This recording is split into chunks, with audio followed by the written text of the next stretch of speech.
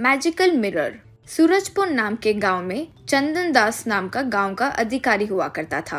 एक दिन चंदन दास पंचायती के लिए जाकर पूरे शरीर पर पट्टी बांधकर घर आया। चंदन दास की पत्नी गीता आज किनके बीच हुआ है झगड़ा, यूं पूछी।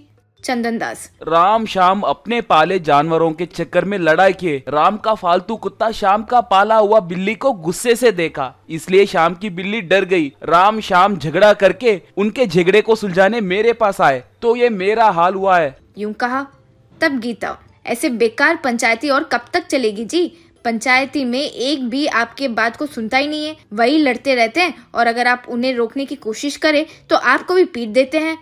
चंदन दास, पंचायत देखने के लिए जो भी लोग आते हैं वो लोग भी दो लोगों को लड़ते देख सीटियां मारकर तालियां बजाकर कोई सिनेमा देखने आए हो वैसे देखते हैं। अपने आप में शर्त लगाकर आखिरकार मुझे भी मारकर अपने अपने रास्ते निकल जाते हैं।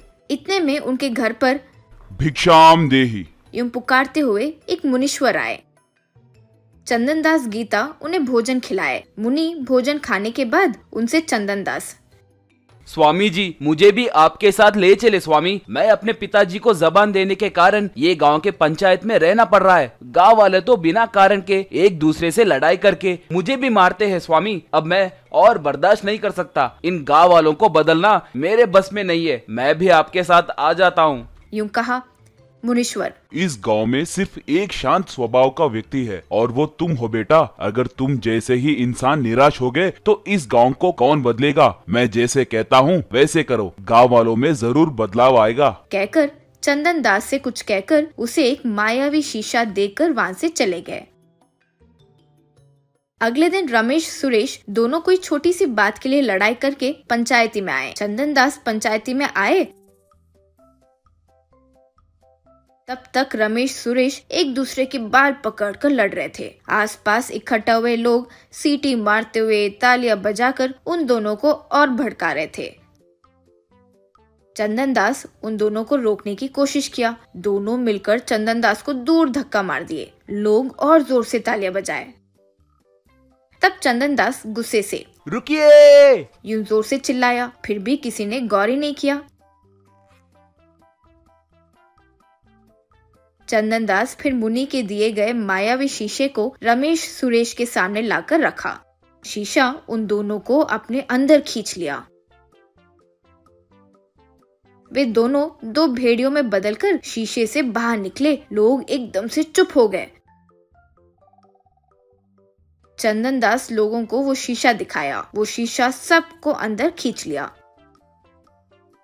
एक एक इंसान एक एक प्रकार के जानवर में बदलकर उस शीशे से बाहर निकले। कुछ लोग शेर की तरह, कुछ लोग भैंस की तरह, कुछ लोग बकरी भेड़ियों की तरह, ऐसे अलग अलग प्रकार के जानवरों में बदल गए। भैंस में बदला एक इंसान। चंदन दास जी, ये क्या, हम सब ऐसे बन गए? हमें फिर से मामूली इंसान में बदल दीजिए। चंदन दास, ये मुनीश्वर का दिया गया मायावी शीशा है। तुम में जो भी जानवर के लक्षण होंगे तुम लोग वो जानवर में बदल जाओगे, ये उन्होंने कहा था। इतने दिन तुम में से एक भी इंसान की तरह नहीं बल्कि जानवर की तरह एक दूसरे के साथ लड़ते रहे, इसलिए तुम लोग ऐसे बदल गए हो। तुम लोगों को इंसान की तरह जीने का हक ही नहीं है। हमेशा ऐसे ही रहो, यूं कहा।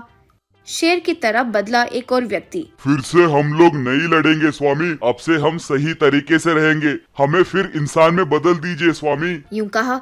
जानवरों में बदले सारे लोग चंदन दास से खूब विनती करने लगे। चंदन दास, इस बार मैं तुम लोगों को माफ करके मनुष्य में बदल रहा हूँ। फिर कभी एक दूसरे से बिना कोई कारण के लड़ाई किए तो ये मायावी शीशा तुम्हें हमेशा के लिए जानवर में बदल देगा, यूं कहा। बकरी में बदला एक व्यक्ति। जिंदगी में अब किसी से कोई लड़ाई नहीं करेंगे स्वामी, यूं कहा। मुनीश्वर के दिए मायावी शीशे को चंदन दास जानवर में बदले गांव वालों को दिखाया। सब फिर मामूली इंसान में बदल गए।